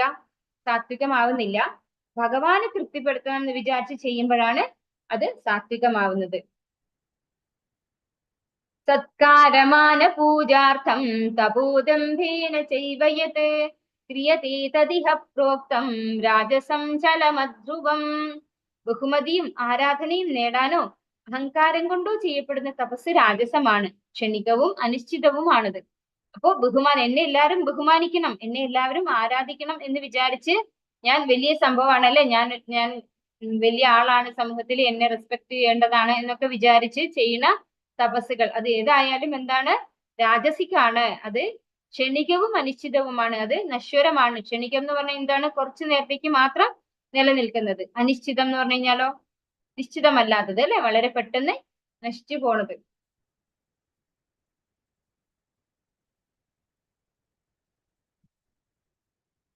മൂഢഗ്രാഹേണാത്മനോ യത് പീഡയാ ക്രിയതേ തപഃ പരസ്യോത്സാദനാർത്ഥം വാ തത്താമസമുദാഹൃതം. മൂഢബുദ്ധി മൂലം സ്വയം പീഡനം അനുഭവിച്ചോ അന്യരെ പരിക്കേൽപ്പിക്കാനോ നശിപ്പിക്കാനോ ഉദ്ദേശിച്ചോ ചെയ്യപ്പെടുന്ന തപസ് തമോ ഗുണപ്രധാനമാണ്. അപ്പോ തമോ ഗുണത്തിലുള്ള തപസ്സിനെ കുറിച്ചും പറയാണ്. മൂഢബുദ്ധി മൂലം എന്ന് പറഞ്ഞാൽ എന്താണ്? നമുക്ക് ശരിയായ ബുദ്ധി ഇല്ലാത്തത് കാരണം സ്വയം പീഡനം അനുഭവിച്ചോ, അതായത് സ്വയം ശരീരത്തെ പീഡിപ്പിച്ചുകൊണ്ടോ അല്ലെങ്കിൽ അന്യരെ പരിക്കേൽപ്പിക്കാനോ നശിപ്പിക്കാനോ ഉദ്ദേശിച്ച് ചെയ്യുന്ന തപസ്. ഇവിടെ നമുക്ക് ഹിരണ്യകശിപുവിനെ കാണാം അല്ലെ? ശരീരത്തിൽ നിന്ന് അഗ്നിയൊക്കെ വരുത്തുകയാണ് ഹിരണ്യകശിപു. അങ്ങനെ സ്വയം ചൂടിലൊക്കെ നിന്നുകൊണ്ടാണ് ഹിരണ്യകശിപു തപസ് ചെയ്യുന്നത്. ഈ തപസ് എന്തിനു വേണ്ടിയാണ് ചെയ്യുന്നത്? എല്ലാവരെയും ഉപദ്രവിക്കാൻ വേണ്ടിയാണ്. ഇവിടെ ഭഗവാനെ ആരാധിക്കുന്നവരെയൊക്കെ ഉപദ്രവിക്കണം എന്നുള്ള ആഗ്രഹമാണ് ആർക്കുണ്ടായിട്ടുള്ളത്? ഹിരണ്യകശിപുവിന്. അത് മാത്രല്ല ഭഗവാനെ തോൽപ്പിക്കണം. അതായത് ഹിരണ്യകശിപുവിന്റെ ബ്രദറാണ്, സഹോദരനാണ്. ആ ഹിരണ്യാക്ഷനെ ഭഗവാൻ വരാഹമൂർത്തിയായി വന്ന് വധിച്ചു. അങ്ങനെ വധിച്ചതിന് ശേഷം ആ ഭഗവാനെ, ആരാണോ എന്റെ സഹോദരനെ വധിച്ചത്, അങ്ങനെയുള്ള ആ ഭഗവാനെ എനിക്ക് തോൽപ്പിക്കണം, എനിക്ക് ഇല്ലാണ്ടാക്കണം. ഭഗവാന്റെ ആദ്യം, അതായത് ഭഗവാൻ എങ്ങനെയാണ് പോഷിപ്പിക്കപ്പെടുന്നത്? ബ്രാഹ്മണരും അതുപോലെയുള്ള എല്ലാവരും യജ്ഞം ചെയ്യുമ്പോൾ, വൈഷ്ണവരായിട്ടുള്ളവരും ഒക്കെ യജ്ഞങ്ങൾ ചെയ്യുമ്പോഴാണ് ഭഗവാൻ സംതൃപ്തനാകുന്നത് അല്ലെ? ഭഗവാന് പോഷണം കിട്ടുന്നത് അങ്ങനെയാണെന്നാണ് ഹിരണ്യകശിപു കരുതിയത്. അപ്പോ ഈ ഭക്തന്മാരെയും വൈഷ്ണവരെയും ഒക്കെ ഞാൻ നശിപ്പിക്കും. അങ്ങനെ നശിപ്പിച്ചു കഴിഞ്ഞാൽ യജ്ഞങ്ങളൊന്നും കിട്ടാതെ ഭഗവാൻ ക്ഷീണിക്കും. അങ്ങനെ ഭഗവാൻ ക്ഷീണിക്കുമ്പോൾ ഭഗവാനെ ഞാൻ ഇല്ലാതാക്കും എന്ന് കരുതി അതിനുള്ള ശക്തി ആർജിക്കാൻ വേണ്ടി, എനിക്ക് മരണം ഉണ്ടാവരുത് എന്ന് ആഗ്രഹിച്ചുകൊണ്ടാണ് അദ്ദേഹം തപസ് ചെയ്യുന്നത്. അപ്പൊ അങ്ങനെയുള്ള തപസ്, അതായത് നമ്മുടെ ആറ്റിറ്റ്യൂഡ്, നമ്മൾ ചെയ്യുന്ന എന്തിനാണോ അത് തെറ്റായ ഒരു കാര്യത്തിന് വേണ്ടിയാണ് നമ്മൾ ഉദ്ദേശിച്ച് ചെയ്യുന്നതെങ്കിൽ എന്താണത്? തമോ ഗുണപ്രധാനമാണെന്നാണ് പറയുന്നത്. മറ്റൊരാളെ നശിപ്പിക്കാൻ, ഇല്ലായ്മ ചെയ്യാനായിട്ട് നമ്മൾ ചെയ്യുന്ന തപസ് തമോ ഗുണപ്രധാനമാണ്. ദാതവ്യമിതി യദ്ദാനം ദീയതേനുപകാരിണേ ദേശേ കാലേ ച പാത്രേ ച തദ്ദാനം സാത്വികം സ്മൃതം. കർത്തവ്യം എന്ന ബോധത്തോടെയും പ്രതിഫലേച്ച കൂടാതെയും ഉചിതമായ സ്ഥലത്ത് വെച്ച് വേണ്ടുന്ന കാലത്ത് അർഹിക്കുന്ന വ്യക്തിക്ക് ചെയ്യപ്പെടുന്ന ദാനം സാത്വികമാണ്. അപ്പോ തപസ് 3 വിധത്തിൽ പറഞ്ഞു വെച്ചു അല്ലെ. ഇനി ദാനത്തെ കുറിച്ച് ഭഗവാൻ പറയാണ്. എന്താണ് പറയുന്നത്? കർത്തവ്യം എന്ന ബോധത്തോടെയും പ്രതിഫലേച്ച കൂടാതെയും, അതായത് ഇതെന്റെ ഡ്യൂട്ടിയാണ് എന്ന് കരുതിയും, പിന്നെയോ പ്രതിഫലേച്ച കൂടാതെ എനിക്ക് എന്തെങ്കിലും തിരിച്ചിതുകൊണ്ട് ഫലം വേണമെന്ന് ആഗ്രഹിക്കാതെയും ഉചിതമായ സ്ഥലത്ത് വെച്ച് വേണ്ടുന്ന കാലത്ത് അർഹിക്കുന്ന വ്യക്തിക്ക് ചെയ്യപ്പെടുന്ന ദാനം സാത്വികമാണ്. അതാണ് വളരെ ഇമ്പോർട്ടന്റ്. അതായത് ഉചിതമായ സ്ഥലത്ത് വെച്ച് നമ്മളൊക്കെ കാണാറുണ്ട് ട്രെയിനിലൊക്കെ ആൾക്കാർ പിച്ച എടുക്കുന്നത് അല്ലെ. അതൊന്നും ഒരിക്കലും എന്തല്ല അർഹിക്കുന്ന, അതായത് ഉചിതമായ സ്ഥലത്ത് വെച്ചുള്ളതോ വേണ്ടുന്ന കാലത്തോ അർഹിക്കുന്ന വ്യക്തിക്കോ ഉള്ളതല്ല. അപ്പൊ അത് നമ്മൾ വളരെയധികം ശ്രദ്ധിച്ച് വേണം നമ്മൾ ദാനം ചെയ്യാൻ. നമ്മൾ പലപ്പോഴും നമുക്ക് പറ്റുന്ന ഒരു അബദ്ധമാണ് ഇത്. എവിടെയെങ്കിലും വഴിയിലൊക്കെ ആൾക്കാർ ഭിക്ഷ ചോദിക്കുമ്പോൾ നമ്മൾ കൊടുക്കും അല്ലെ. അവർ ആ പണം എന്തിനു വേണ്ടിയാണ് ഉപയോഗിക്കുന്നതെന്ന് പോലും നമ്മൾ ശ്രദ്ധിക്കാറില്ല. പക്ഷെ നമ്മൾ ഈ അധ്വാനിച്ചുണ്ടാക്കുന്ന പണം നമ്മൾ ഒരാൾക്ക് ഡ്രഗ്സ് വാങ്ങിക്കാനോ അല്ലെങ്കിൽ മദ്യപിക്കാനോ ഒക്കെ നമ്മൾ കൊടുക്കുമ്പോൾ അവർ ചെയ്യുന്ന തെറ്റിന്റെ കർമ്മത്തിന്റെ ഒരു അംശം കൂടെ നമുക്ക് കിട്ടുകയാണ് ചെയ്യുന്നത്. അപ്പൊ നമ്മൾ അങ്ങനെയുള്ള ദാനങ്ങൾ ശ്രദ്ധിച്ചു വേണം ചെയ്യാനായിട്ട്. ഉചിതമല്ലാത്ത സ്ഥലത്ത് വെച്ച് ചെയ്യുന്ന ദാനം എന്താണ്? സാത്വികമല്ല ഒരിക്കലും. അപ്പൊ ഇത് ആർക്കാണ് നമ്മൾ ഇത് ചെയ്യേണ്ടത്? ഉചിതമായ സ്ഥലത്ത് വെച്ച് എന്ന് പറയുമ്പോൾ ഏതാണ് വരിക? ഒരു അമ്പലത്തിലോ അങ്ങനെയൊക്കെ വെച്ച് ചെയ്യുന്നത് ഉചിതമായ സ്ഥലത്ത് വെച്ച് ചെയ്യുന്ന ദാനമാകുന്നു. വേണ്ടുന്ന കാലത്ത് അർഹിക്കുന്ന വ്യക്തിക്ക്. സ്വാഭാവികമായിട്ടും വൈഷ്ണവരായിട്ടുള്ള ആളുകൾക്ക് ഭഗവാനെ കുറിച്ച് പറഞ്ഞു കൊടുക്കാനും ഒക്കെ ഈ ഒരു ഫണ്ട് ഉപയോഗിക്കുന്നതിന് വേണ്ടി ദാനം ചെയ്യുമ്പോൾ അത് സാത്വികമായിട്ടുള്ള ദാനമാണ്. ഇവിടെ നമുക്ക് കാണാം അല്ലെ, ഭഗവത്ഗീത, ഭാഗവതം, ഇതൊക്കെ നമ്മുടെ ഇസ്കോണിന്റെ ടെമ്പിളിൽ നിന്നൊക്കെ ഓരോരുത്തർ പോയി സ്ട്രീറ്റിൽ പോയി വിൽക്കുന്നുണ്ട്. അപ്പൊ അങ്ങനെയുള്ള കാര്യങ്ങളൊക്കെ നമ്മൾ ചെയ്യുന്നത് എന്താണ്? അത് പർച്ചേസ് ചെയ്യുമ്പോൾ നമ്മൾ ചെയ്യുന്നത് എന്താണ്? അത് സാത്വികമായിട്ടുള്ള ദാനമായിട്ട് വരികയാണ്. അല്ലാതെ മറ്റ് തരത്തിൽ, അതായത് ഉചിതമല്ലാത്തടത്തൊക്കെ ചെയ്യുന്നത് താമസിക്കായിട്ടാണ് വരിക. ഇവിടെ നമുക്ക് കാണാം നന്ദോത്സവത്തിന്റെ പിക്ചറാണ്. അതായത് ഭഗവാൻ ശ്രീകൃഷ്ണൻ ഉണ്ടായതിന്റെ അടുത്ത ദിവസം നന്ദമഹാരാജാവ് അവിടെ ഒരു നന്ദോത്സവം നടത്തുന്നുണ്ട്. അങ്ങനെ ഉള്ള നന്ദോത്സവത്തില് ഒരുപാട് ബ്രാഹ്മണർക്കും അതുപോലെയുള്ള വൈഷ്ണവർക്കും ഒക്കെ പശുക്കളെയൊക്കെ ദാനം ചെയ്ത്, പശുക്കളെയും സമ്പത്തും ഒക്കെ ദാനം ചെയ്യുന്നുണ്ട്. അത്തരത്തിലുള്ള ദാനത്തെ എന്താ പറയുന്നത്? സാത്വികമായ ദാനമാണ് അല്ലെ. ഉചിതമായ സ്ഥലത്ത് വേണ്ടുന്ന അർഹിക്കുന്ന വ്യക്തിക്ക് ഒക്കെ കൊടുക്കുന്ന ദാനം സാത്വികമാണ്. യത്തു പ്രത്യുപകാരാർത്ഥം ഫലമുദ്ദിശ്യ വാ പുനഃ ദീയതേ ച പരിക്ലിഷ്ടം തദ്ദാനം രാജസംസ്മൃതം. ഏതെങ്കിലും ഫലം ഉദ്ദേശിച്ചുകൊണ്ടോ പ്രത്യുപകാരം പ്രതീക്ഷിച്ചോ പൂർണ്ണ സമ്മതമില്ലാതെയോ നൽകപ്പെടുന്ന ദാനം രാജസമാണ്. അപ്പോ ഏതെങ്കിലും ഫലം ഉദ്ദേശിച്ച് നമുക്ക് എന്തെങ്കിലും കിട്ടണം, എന്തെങ്കിലും ഉണ്ടാക്കണം, അല്ലെങ്കിൽ തിരിച്ചെന്തെങ്കിലും പ്രതീക്ഷിച്ചോ സമ്മതം ഇല്ലാതെ ഇഷ്ടമില്ലാതെയോ ചെയ്യുന്ന ദാനം എന്താണ്? രാജസമാണ്. ഈ പിക്ചറിൽ നമുക്ക് കാണാം അല്ലെ, കുറച്ച് പച്ചക്കറി ഒരു ദരിദ്രരായിട്ടുള്ള കുടുംബത്തിന് കൊടുത്തിട്ട് അവർ സെൽഫി എടുക്കുകയാണ്. ഇത് ഞാനാണ് കൊടുത്തത് എന്ന് കാണിക്കാൻ വേണ്ടിയാണ് അല്ലെ, ഇത് അഡ്വർടൈസ് ചെയ്യാൻ വേണ്ടിയാണ്. ഞാൻ വലിയ ധർമ്മിഷ്ഠനാണ്, ഞാൻ ദാനം ചെയ്യുന്ന ആളാണെന്ന് മറ്റുള്ളവരെ ബോധ്യപ്പെടുത്താൻ വേണ്ടിയാണ് നമ്മൾ ഇങ്ങനെയുള്ള കാര്യങ്ങളൊക്കെ ചെയ്യുന്നത് അല്ലെ. ഇതെന്താണ്? രാജസികമായിട്ടുള്ള ദാനമാണ് എന്ന് ഭഗവാൻ പറയുന്നു. അദേശകാലേ യദ്ദാനം അപാത്രേഭ്യശ്ച ദീയതേ അസത്കൃതമവജ്ഞാതം തത്താമസമുദാഹൃതം. ഉചിതമല്ലാത്ത കാലത്തും അവിശുദ്ധമായ സ്ഥലത്തും അനർഹരായവർക്കും നൽകപ്പെടുന്ന ദാനവും ആദരം കൂടാതെയോ അവജ്ഞയോടെയോ നൽകപ്പെടുന്നതും താമസം എന്ന് പറയപ്പെടുന്നു. അപ്പോ താമസത്തിലുള്ള ദാനത്തെ കുറിച്ചാണ് ഇവിടെ ഭഗവാൻ പറഞ്ഞിരുന്നത്. ഉചിതമല്ലാത്ത കാലത്ത്, അതായത് ഏതെങ്കിലും സമയത്ത് അല്ലെ, ഉചിതമല്ലാത്ത കാലത്ത് അവിശുദ്ധമായ സ്ഥലത്ത്, ഒരു വിശുദ്ധിയും ഇല്ലാത്ത സ്ഥലത്ത് വെച്ച് ചെയ്യുന്ന ദാനം അനർഹരായവർക്ക്, അവർക്ക് ഒട്ടും അർഹതയില്ലാത്തവരായിരിക്കും അങ്ങനെ ചെയ്യുന്ന ദാനം. അതുപോലെ ആദരം കൂടാതെയോ, അവരെ റെസ്പെക്ട് ഇല്ല അല്ലെ, അവരെ ഒട്ടും ബഹുമാനിച്ചുകൊണ്ടല്ല നമ്മള് ഈ ഇതുപോലെയുള്ള ട്രെയിനിലൊക്കെ ദാനം ചെയ്യുന്നത്. ഒരിക്കലും അവരെ റെസ്പെക്ട് ചെയ്തിട്ടില്ല. പിന്നെയോ അവജ്ഞയോടെയോ ഒക്കെ നൽകപ്പെടുന്നത് താമസമായിട്ടുള്ള ദാനമാണെന്ന് ഭഗവാൻ പറഞ്ഞു തരുന്നു. സൃഷ്ടിയുടെ ആരംഭം മുതൽക്കേ പരമമായ നിരപേക്ഷ തത്വത്തെ സൂചിപ്പിക്കാൻ വേണ്ടി ഉപയോഗിച്ചിരുന്ന 3 വാക്കുകളാണ് ഓം തത്സത് എന്നിവ. പ്രതീകാത്മകങ്ങളായ ഈ വാക്കുകൾ വേദോച്ചാരണത്തിലും യജ്ഞാനുഷ്ഠാനങ്ങളിലും ബ്രാഹ്മണർ പരമപുരുഷന്റെ തൃപ്തിക്ക് വേണ്ടി ഉരുവിട്ടു പോന്നു. അപ്പോ ദാനത്തെക്കുറിച്ചും ഭഗവാൻ പറഞ്ഞു നിർത്തി. ഇനിയിപ്പോ എന്താ പറയുന്നത്? ഓം തത്സത് അല്ലെ, ഹരി ഓം തത്സത് എല്ലാവരും പറയുന്ന കേൾക്കാം അല്ലെ. അതിനെ കുറിച്ചാണ് ഭഗവാൻ പറയുന്നത്. എന്താണ് ഇതിൽ പറയുന്നത്? സൃഷ്ടിയുടെ ആരംഭം മുതലേ പരമമായ നിരപേക്ഷ തത്വത്തെ സൂചിപ്പിക്കാൻ വേണ്ടി ഉപയോഗിച്ചിരുന്ന 3 വാക്കുകളാണ് ഓം തത്സത്. അപ്പൊ ആരെയാണ് ഈ ഓം തത്സത് എന്നതുകൊണ്ട് ഉദ്ദേശിക്കുന്നത്? പരമമായ നിരപേക്ഷ തത്വത്തെ, അതായത് ഭഗവാനെ തന്നെയാണ് അത് സൂചിപ്പിക്കുന്നത്. പ്രതീകാത്മകങ്ങളായ ഈ വാക്കുകൾ വേദോച്ചാരണത്തിലും യജ്ഞാനുഷ്ഠാനങ്ങളിലും ബ്രാഹ്മണർ പരമപുരുഷന്റെ തൃപ്തിക്ക് വേണ്ടി ഉരുവിട്ടു പോന്നു. അപ്പോ യജ്ഞം ചെയ്യുമ്പോഴും തപസ് ചെയ്യുമ്പോഴും ദാനം ചെയ്യും ഇതൊക്കെ ഉപയോഗിക്കുന്ന ഒരു വാക്കാണ് എന്ത്? ഓം തത്സത്. അപ്പോഴാണത് ഭഗവാന് വേണ്ടി സമർപ്പിക്കപ്പെടുന്നത് അല്ലെ. ഇത് യജ്ഞാനുഷ്ഠാനങ്ങളിൽ ബ്രാഹ്മണർ ഉപയോഗിച്ചിട്ടുണ്ടായിരുന്നു. അപ്പൊ ശ്രീ പ്രഭുപാദന്റെ പുസ്തകത്തിൽ പറയുന്നുണ്ട്, ആദ്യ ജീവാത്മാവായിട്ടുള്ള ബ്രഹ്മാവ് സ്റ്റാർട്ട് ചെയ്താണ് ഇത്. അതായത് ഭഗവാൻ തന്നെയാണ് ബ്രഹ്മാവിന് ജ്ഞാനം പകർന്നു കൊടുത്തത് അല്ലെ. അപ്പൊ ബ്രഹ്മാവ് ഭഗവാന് വേണ്ടി ചെയ്യാൻ വേണ്ടി ഉപയോഗിച്ച വാക്കാണ് ഓം തത്സത്. അങ്ങനെ അപ്പൊ തൊട്ട് എല്ലാവരും പരമ്പരാഗതമായിട്ട് ഈ ഒരു വാക്ക് ഉപയോഗിച്ചു പോന്നു. ഏത് കാര്യങ്ങൾ, നല്ല കാര്യങ്ങൾ എന്തും ചെയ്യുമ്പോഴും ഓം തത്സത് എന്ന് പറഞ്ഞു. അപ്പൊ ഓം തത്സത് എന്ന് പറഞ്ഞു കഴിഞ്ഞാൽ ഇത് പരമദിവ്യോത്തമ പുരുഷനായ ഭഗവാന് സമർപ്പിക്കുന്നു. അത് ആ ഭഗവാന് വേണ്ടി ചെയ്യപ്പെടുന്നതാണ് എന്ന് വരികയാണ് ചെയ്യുന്നത്. അപ്പൊ അങ്ങനെ പരമപുരുഷന്റെ തൃപ്തിക്ക് വേണ്ടി ഉരുവിട്ട് പോകുന്ന വാക്കാണ് എന്ത്? ഓം തത്സത്.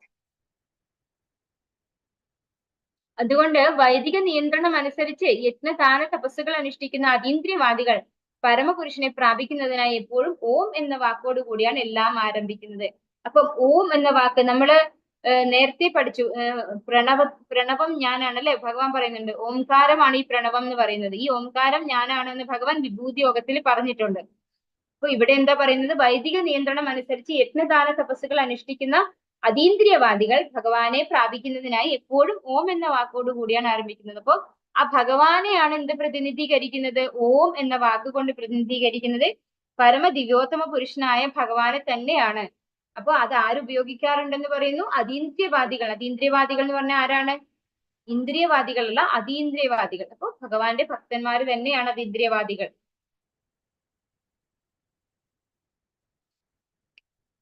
താദിത്യാനാഭിസന്ധായ ഫലം യജ്ഞ തപക്രിയാഃ ദാനക്രിയാശ്ച വിവിധാഃ ക്രിയന്തേ മോക്ഷകാംക്ഷിഭിഃ. ഫലോദ്ദേശ്യം കൂടാതെ തത് എന്ന് ഉച്ചരിച്ചുകൊണ്ട് വേണം ഒരാൾ പലതരത്തിലുള്ള യജ്ഞങ്ങളും ദാനവും തപസ്സുമൊക്കെ ചെയ്യേണ്ടത്. ഭൗതിക ബന്ധങ്ങളിൽ നിന്നുള്ള മുക്തിയാണ് അങ്ങനെയുള്ള അതീന്ദ്രിയ പ്രവർത്തനങ്ങളുടെ ഉദ്ദേശം. അപ്പൊ തത് എന്ന വാക്കിന്റെ അർത്ഥം അത് അതീന്ദ്രിയം എന്നാണ്. അതായത് ഫലോദ്ദേശം കൂടാതെ തത് എന്ന് ഉച്ചരിച്ചുകൊണ്ട് വേണം ഒരാൾ പലതരത്തിലുള്ള യജ്ഞങ്ങളും ദാനവും തപസ്സും ഒക്കെ ചെയ്യേണ്ടത്. അപ്പൊ തത് എന്ന വാക്കിന്റെ അർത്ഥം എന്താണ്? അതീന്ദ്രിയമാണ്. ഭൗതിക ബന്ധങ്ങളിൽ നിന്നുള്ള മുക്തിയാണ് അങ്ങനെയുള്ള അതീന്ദ്രിയ പ്രവർത്തനങ്ങളുടെ ഉദ്ദേശം. ഓം എന്നത് ഭഗവാനെ സൂചിപ്പിക്കുന്നു. തത് എന്ന് പറഞ്ഞു കഴിഞ്ഞാൽ എന്താണത്? അതീന്ദ്രിയമാണ്. അപ്പൊ അങ്ങനെയുള്ള അതീന്ദ്രിയ പ്രവർത്തനങ്ങളുടെ ഉദ്ദേശം എന്താണ്?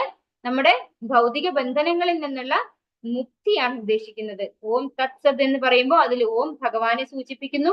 തത് എന്ന് പറയുന്നത് അതീന്ദ്രിയമാണ്. ആ വാക്ക് നമ്മൾ ഉപയോഗിക്കുന്നത് എന്തിനു വേണ്ടിയാണ്? നമ്മുടെ ഭൗതിക ബന്ധങ്ങളിൽ നിന്ന് മുക്തി കിട്ടാൻ വേണ്ടിയാണ്. നിരപേക്ഷ തത്വമാണ് ഭക്തിപൂർവം ചെയ്യപ്പെടുന്ന യജ്ഞത്തിന്റെ ലക്ഷ്യം. സത് എന്ന വാക്ക് അതിനെ സൂചിപ്പിക്കുന്നു. ആ വിധത്തിലുള്ള യജ്ഞം അനുഷ്ഠിക്കുന്നവനെയും സത് എന്ന് പറയും. കുന്തിപുത്ര, നിരപേക്ഷ സ്വഭാവം അനുസരിച്ചുള്ള മറ്റു പ്രവൃത്തികളെ പോലെ യജ്ഞദാന തപകർമ്മങ്ങൾ ഭഗവത് പ്രസാദത്തിന് വേണ്ടി ചെയ്യപ്പെടുന്നവയാണല്ലോ. അപ്പോ ഇവിടെ സത് എന്ന വാക്കിന്റെ അർത്ഥവും പറഞ്ഞു തരികയാണ്. സത്ത് എന്ന് പറഞ്ഞു കഴിഞ്ഞാൽ എന്താണ്? സത്ത് എന്ന് പറയുന്നത് ശാശ്വതമായത്, അതായത് ഭഗവാൻ തന്നെയാണ് അല്ലെ. സത്ത് എന്ന് പറയുന്നത് ശാശ്വതമായിട്ടുള്ളതാണ്. നിരപേക്ഷ തത്വമാണ് ഭക്തിപൂർവം ചെയ്യപ്പെടുന്ന യജ്ഞത്തിന്റെ ലക്ഷ്യം. സത്ത് എന്ന വാക്ക് അതിനെ സൂചിപ്പിക്കുന്നു. അപ്പോ നിരപേക്ഷ തത്വത്തെ ആരാണ് നമ്മളെ യജ്ഞം സ്വീകരിക്കുന്നത് അല്ലെ? ഭോക്താരം യജ്ഞതപസാം സർവലോക മഹേശ്വരൻ നമ്മൾ പഠിച്ചു നേരത്തെ അല്ലെ. ആരാണ് നമ്മുടെ യജ്ഞവും ദാനവും തപസ്സും ഒക്കെ സ്വീകരിക്കുന്നത്? എല്ലാറ്റിന്റെയും ഭോക്താവായിട്ടുള്ള പരമ ദിവ്യോത്തമ പുരുഷനായിട്ടുള്ള ഭഗവാനാണ്. ആ ഭഗവാനെ തന്നെ സൂചിപ്പിക്കുന്നതാണ് പരമ നിരപേക്ഷ തത്വം എന്നുള്ളതും. അപ്പൊ അങ്ങനെയുള്ള സത്ത് എന്ന വാക്ക് പരമനിരപേക്ഷ തത്വത്തെ സൂചിപ്പിക്കുന്നു. ആ വിധത്തിലുള്ള യജ്ഞം അനുഷ്ഠിക്കുന്നവനെയും സത്ത് എന്ന് പറയും. അപ്പൊ ഏത് വ്യക്തിയാണോ ഇത്തരത്തിൽ ഭഗവാന് വേണ്ടി യജ്ഞദാന തപസ്സുകൾ ചെയ്യുന്നത് ആ വ്യക്തിയെയും എന്താ വിളിക്കുന്നത്? സത്ത് എന്ന് പറയും. കുന്തിപുത്ര, നിരപേക്ഷ സ്വഭാവം അനുസരിച്ചുള്ള മറ്റു പ്രവൃത്തികളെ പോലെ യത്നദാന തപകർമ്മങ്ങൾ ഭഗവത് പ്രസാദത്തിന് വേണ്ടി ചെയ്യപ്പെടുന്നവയാണല്ലോ. അപ്പോ ഭഗവാന് വേണ്ടിയാണ് നമ്മൾ ഇതൊക്കെ ചെയ്യുന്നത് അല്ലെ. നിരപേക്ഷ സ്വഭാവം അനുസരിച്ചുള്ള മറ്റു പ്രവൃത്തികളെ പോലെ, എല്ലാ പ്രവൃത്തികളെയും പോലെ യത്നദാന തപകർമ്മങ്ങളും എന്തിനു വേണ്ടിയാണ് നമ്മൾ ചെയ്യുന്നത്? ഭഗവാന്റെ പ്രസാദത്തിന് വേണ്ടി, ഭഗവാന്റെ സന്തോഷത്തിന് വേണ്ടിയാണ് ചെയ്യുന്നത് ആണ് ഇവിടെ പറഞ്ഞു തരുന്നത്. അശ്രദ്ധയാഹുതം ദത്തം തപസ്തപ്തം കൃതം ചയത് അസദിത്യുച്യതേ പാർത്ഥ നച തത്പ്രേത്യ നോ ഇഹ. പരമപുരുഷനിൽ പൂർണ്ണ വിശ്വാസം കൂടാതെ ചെയ്യപ്പെടുന്ന യജ്ഞവും ദാനവും തപസ്സും അസത് എന്ന് പറയപ്പെടുന്നു. ക്ഷണികങ്ങളായ അത്തരം കർമ്മങ്ങൾ ഇഹലോകത്തിലും പരലോകത്തിലും നിഷ്പ്രയോജനങ്ങളാണ്. അപ്പോ ഇവിടെ ഭഗവാൻ എന്താ പറഞ്ഞു കൊടുക്കുന്നത്? പരമപുരുഷനിൽ വിശ്വാസമില്ലാതെ, അതായത് ഭഗവാനിൽ ഒട്ടും വിശ്വാസം ഇല്ലാതെ ചെയ്യപ്പെടുന്ന യജ്ഞവും ദാനവും തപസ്സും എന്താണ്? അസത്താണ് അല്ലെ, സത്തല്ല, അതായത് അസത്താണ്. ഭഗവാനിൽ വിശ്വാസം ഇല്ലാതെ നമ്മൾ എന്ത് ചെയ്തിട്ടും പ്രയോജനമില്ല.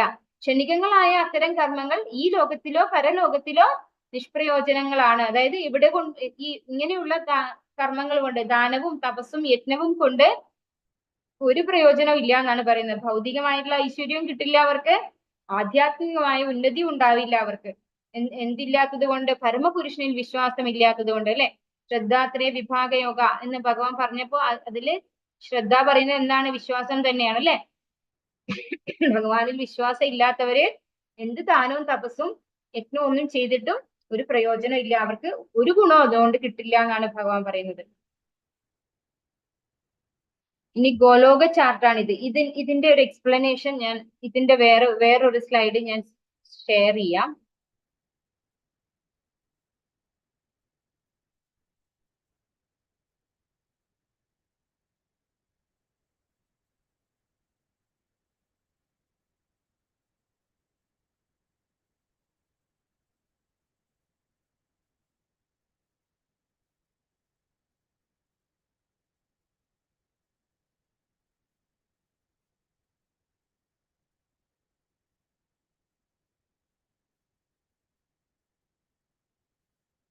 ഹരേ കൃഷ്ണ. ഇത് നമ്മുടെ ഗോലോക ചാർട്ടിന്റെ ഒരു സ്ലൈഡാണ്. എല്ലാവർക്കും കാണാൻ സാധിക്കുന്നുണ്ടോ? ഗോലോക ചാർട്ടാണിത്. ഇത് 3 സെക്ഷൻ ആയിട്ടാണ് ഉള്ളത്. ഏറ്റവും താഴെയുള്ള സെക്ഷൻ ആണിത്. ഇതാണ് നമ്മുടെ, കാണുന്നുണ്ടോ? വലുതായി കാണുന്നുണ്ടോ ഇപ്പൊ? ഇതാണ് നമ്മുടെ അതായത് ഈ ഭൂമി, നമ്മുടെ ഈ ഭൗതിക പ്രകൃതി നമ്മളിപ്പോ പറയുന്നുണ്ടല്ലോ, അതാണ് ഈ കാണുന്ന ബ്രഹ്മാണ്ടം. നമ്മുടെ നമ്മളിരിക്കുന്ന ബ്രഹ്മാണ്ടമാണിത്. ഈ ബ്രഹ്മാണ്ടം വരുന്നത് ഈ കാണുന്ന കാരണോദകശായി വിഷ്ണുവിന്റെ ശരീരത്തിൽ നിന്ന് അനന്തകോടി ബ്രഹ്മാണ്ടങ്ങളാണ് വരുന്നത്. കാരണോദക ഓഷ്യനാണ് ഈ സ്കൈ ബ്ലൂ കളറിലുള്ളത്. ഈ കാരണോദക ഓഷ്യനിലാണ് കിടക്കുന്നത്? കാരണോദകശായി വിഷ്ണു. കാരണോദകശായി വിഷ്ണു വന്നിട്ടുള്ളത് ഭഗവാന്റെ വിസ്തരണമായിട്ടുള്ള ബലരാമനിൽ നിന്നും വന്ന സംഘർഷനിൽ നിന്ന് വന്ന അടുത്ത സംഘർഷണൻ. ആ സംഘർഷനിൽ നിന്നാണ് ആര് വരുന്നത്? പുരുഷാവതാരങ്ങൾ. 3 പുരുഷാവതാരങ്ങളാണ്. അതിൽ ഒന്നാമത്തേതാണ് മഹാവിഷ്ണു ആയിട്ടുള്ള കാരണോദകശായി വിഷ്ണു. കാരണോദകശായി വിഷ്ണുവിന്റെ ശരീരത്തിൽ നിന്ന്, രോമകൂപത്തിൽ നിന്ന് അനന്തകോടി ബ്രഹ്മാണ്ടങ്ങൾ. ഇത് നമുക്ക് ഇവിടെ കുറെ ഗോൾഡൻ കളറിൽ ഒരുപാട് ഗോളങ്ങൾ കാണാൻ സാധിക്കുന്നുണ്ടോ മാതാജി? വിനിത മാതാജി, സാധിക്കുന്നില്ലേ കാണാൻ? കാണുന്നുണ്ട് മാതാജി. ഓക്കെ. അപ്പൊ ഇങ്ങനെ കുറെ ചെറിയ ചെറിയ ഓരോന്നും ഓരോ ബ്രഹ്മാണ്ടങ്ങളാണ്. അങ്ങനെയുള്ള ഒരു ബ്രഹ്മാണ്ടത്തിന്റെ പിക്ചറാണ് ഇവിടെ താഴെ കൊടുത്തിട്ടുള്ളത്. ഇത് ഈ പിക്ചറിൽ ഈ ഒരു ബ്രഹ്മാണ്ടത്തിനകത്ത് ഭഗവാൻ ആരായിട്ടാണ് വരുന്നത്? ഗർഭോദകശായി വിഷ്ണു ആയിട്ട്.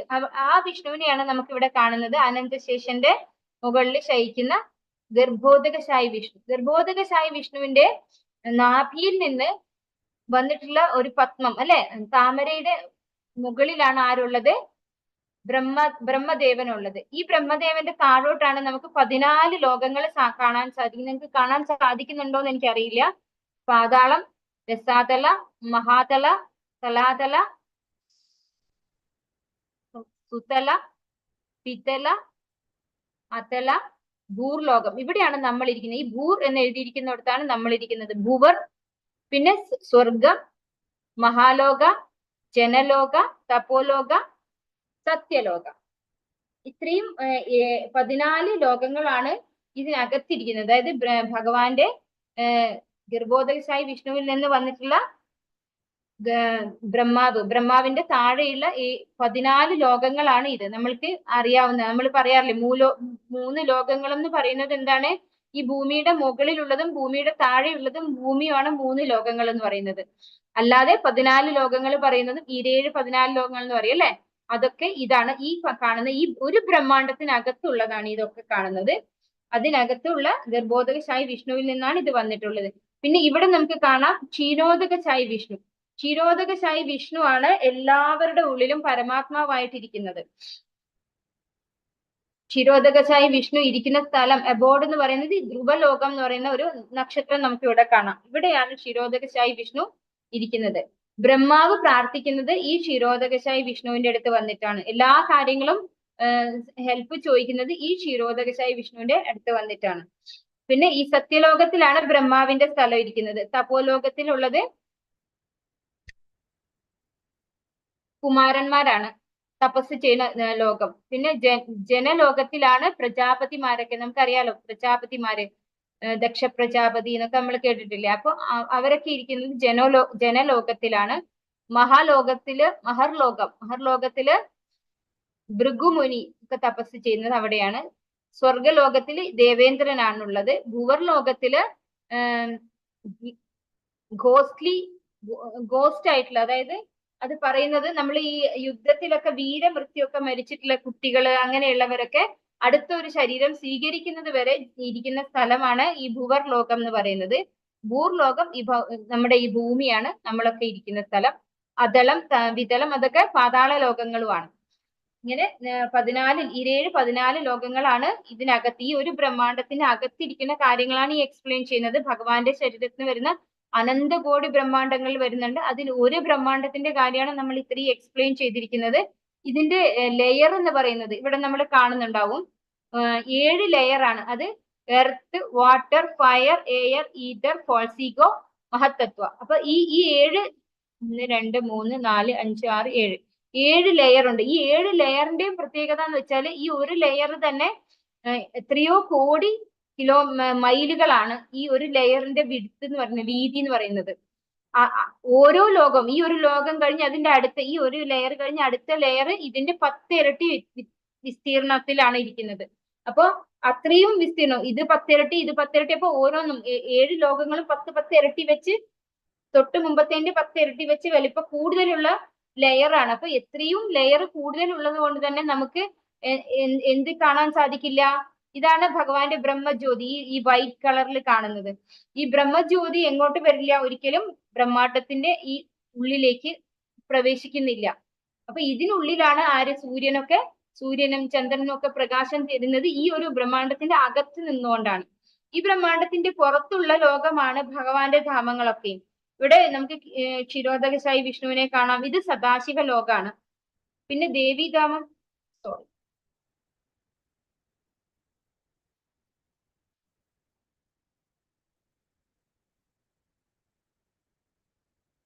ഒരു സെക്കൻഡ് കേട്ടോ. അത് സുരേഷ് മാതാജി, ഭുവർലോകം എന്ന് പറയുന്നത് പിതൃലോകമാണോ? ഏത്? ഭുവർലോകം പിതൃലോകമാണോ? ഭുവർലോകം പിതൃലോകം എന്നല്ല മാതാജി പറഞ്ഞിരിക്കുന്നത്. ഗോസ്റ്റ്ലി ആയിട്ടുള്ള ഇത് അങ്ങനെയാണ് അവിടെ പറയുന്നത്. എനിക്ക് അത്രേ അറിയുള്ളൂ മാതാജി. അതിൽ പറയുന്നത് പറഞ്ഞുതരാനേ അറിയുള്ളൂ. എന്റേതായ രീതിയിൽ എനിക്ക് പറഞ്ഞുതരാൻ അറിയില്ല. അതിൽ കാണിക്കുന്നത് ഗോസ്റ്റ്ലി ഏരിയ ആണ്.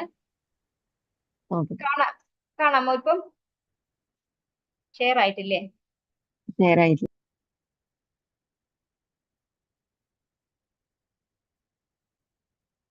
കാണാം അല്ലെ?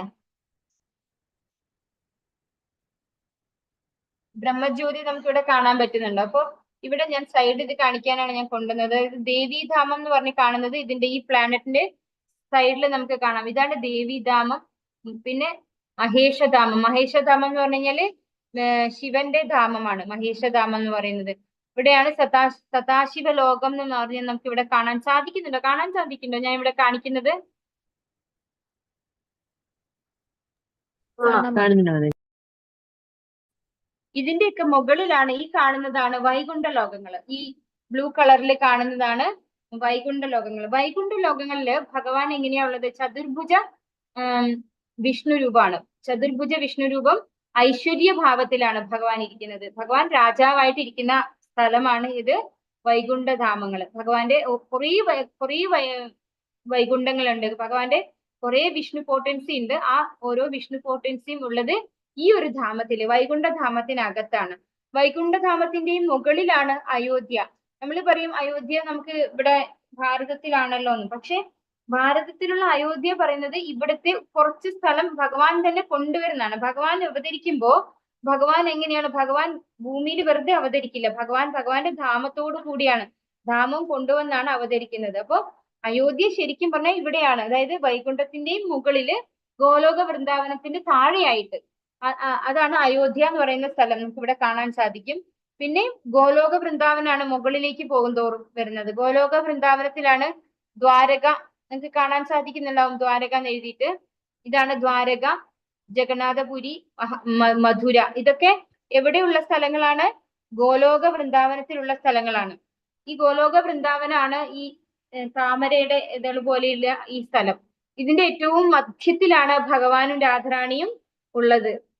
പിന്നെ അഷ്ടസഖികള്, ഇങ്ങനെ കുറെ ഭഗവാന്റെ, അതായത് ദ്വിഭുജ രൂപത്തിലുള്ള ഓടക്കുഴൽ വിളിക്കുന്ന കാലികളെ മേയിച്ച് നടക്കുന്ന കൃഷ്ണൻ ഇവിടെയാണുള്ളത്. ഈ ധാമത്തിലാണ് യഥാർത്ഥത്തിൽ ഭഗവാന്റെ സ്വന്തം ധാമം എന്ന് പറയുന്നത് ഈ ഗോലോക വൃന്ദാവനാണ്. ഈ ഗോലോക വൃന്ദാവനത്തിന്റെ കുറച്ച് കോശങ്ങൾ, 84 കോശം സ്ഥലമാണ് നമ്മുടെ ഭൂമിയിൽ കൊണ്ടുവന്ന് ഭൂമിയിൽ കാണുന്ന വൃന്ദാവനമാക്കി അവിടെ ഇരിക്കുന്നത്. അതായത് ഭഗവാൻ തന്നെ, അതായത് രാധാറാണി വൃന്ദാവനം വിട്ടെങ്ങും വരില്ല, പോവില്ല എന്ന് പറഞ്ഞത് കൊണ്ട് രാധാറാണിക്ക് വേണ്ടി ഈ വൃന്ദാവനത്തിന്റെ ഒരു പോർഷൻ ആണ് ഭൂമിയിൽ കൊണ്ടുവന്നിരിക്കുന്നത്. നമ്മള് വൃന്ദാവനത്തിൽ ഞാൻ കേട്ടിട്ടുണ്ട്, നമ്മുടെ എന്താണ് ഭഗവാൻ ഇരുന്ന് റെസ്റ്റ് ചെയ്ത സ്ഥലമുണ്ട്. ഈ നമ്മുടെ ഹിരണ്യാക്ഷനെ വധിച്ചു കഴിഞ്ഞിട്ട് ഭൂമിനെ എടുത്ത് വരാഹമൂർത്തി റെസ്റ്റ് ചെയ്ത ഒരു സ്ഥലമുണ്ട്. അതായത് ഭൂമിനെ തേറ്റ പുറത്ത് വെച്ചുകൊണ്ട് ഭഗവാൻ റെസ്റ്റ് ചെയ്ത സ്ഥലം എന്ന് പറയുമ്പോൾ ഒരിക്കലും അത് ഭൂമിയുടെ അകത്താവില്ല, അല്ലെ, പുറത്തായിരിക്കും. അപ്പോ അങ്ങനെയുള്ള സ്ഥലം എങ്ങനെ നമുക്ക് ഒരിക്കലും ഭൂമിയിൽ നമ്മുടെ ഭാരതത്തിൽ വന്നു എന്ന് പറയുമ്പോൾ ആശ്ചര്യമായിരിക്കും. പക്ഷെ ഭഗവാൻ അവിടെ നിന്ന് ഇങ്ങോട്ട് കൊണ്ടുവന്ന സ്ഥലമാണ്. അപ്പൊ അത് ഭൂമിയിലുള്ള സ്ഥലമല്ല, ഭഗവാന്റെ ധാമമാണ്. ഭഗവാന്റെ ധാമം ഭഗവാൻ കുറച്ച് സ്ഥലം ഇങ്ങോട്ട് കൊണ്ടുവന്ന് അങ്ങനെയാണ് ഭഗവാൻ അവതരിക്കുന്നത്. നമുക്ക് അതുകൊണ്ടാണ് ഇവിടെ എല്ലാം കാണാൻ സാധിക്കും. അയോധ്യ ഇവിടെയാണ്. നമുക്ക് ഭാരതത്തിനകത്ത്, ഭാരതം എന്ന് പറഞ്ഞാൽ എങ്ങനെയാണ്? ഭൂമിയിലുള്ള ഒരു ചെറിയ സ്ഥലമാണ്, അല്ലെ, ഇന്ത്യയിലുള്ള ഒരു കുഞ്ഞു സ്ഥലമാണ്. പക്ഷെ ഇവിടെ ഇത് എവിടെയാണ് ഇപ്പോ വന്നിട്ടിരിക്കുന്നത്? ഇത് ആ ബ്രഹ്മാണ്ടത്തിനകത്തേ അല്ല, ഇത് ഭഗവാന്റെ ഗോലോക വൃന്ദാവനത്തിന്റെ അടുത്താണ് വരുന്നത് അയോധ്യയും. അതുപോലെ ഗോലോക വൃന്ദാവനത്തിനകത്ത് തന്നെയാണ് ദ്വാരക, ജഗന്നാഥപുരി, മധുര എല്ലാം കാണാൻ സാധിക്കുന്നത്. ഇതാണ് ഗോലോക വൃന്ദാവനത്തിന്റെ ഭഗവാന്റെ ഗോലോക ചാർട്ട് എന്ന് പറയുന്നത് ഇതാണ്. ഒരു ചെറിയൊരു എക്സ്പ്ലനേഷൻ ആണ് പറഞ്ഞു തന്നത്. മനസ്സിലായിട്ടുണ്ടാവും എന്ന് വിചാരിക്കുന്നു. വാഞ്ചാകൽപതരുഭ്യശ്ച കൃപാ സിന്ധുഭ്യേവ ച പതിതാനാം പാവനേഭ്യോ വൈഷ്ണവേഭ്യോ നമോ നമഃ. അനന്തകോടി വൈഷ്ണവൃന്ദ की जय, श्रील प्रभुपाद की जय, गुरु महाराज की जय. हरे कृष्णा कृष्ण कृष्ण हरे हरे, हरे राम राम राम हरे हरे, हरे कृष्णा.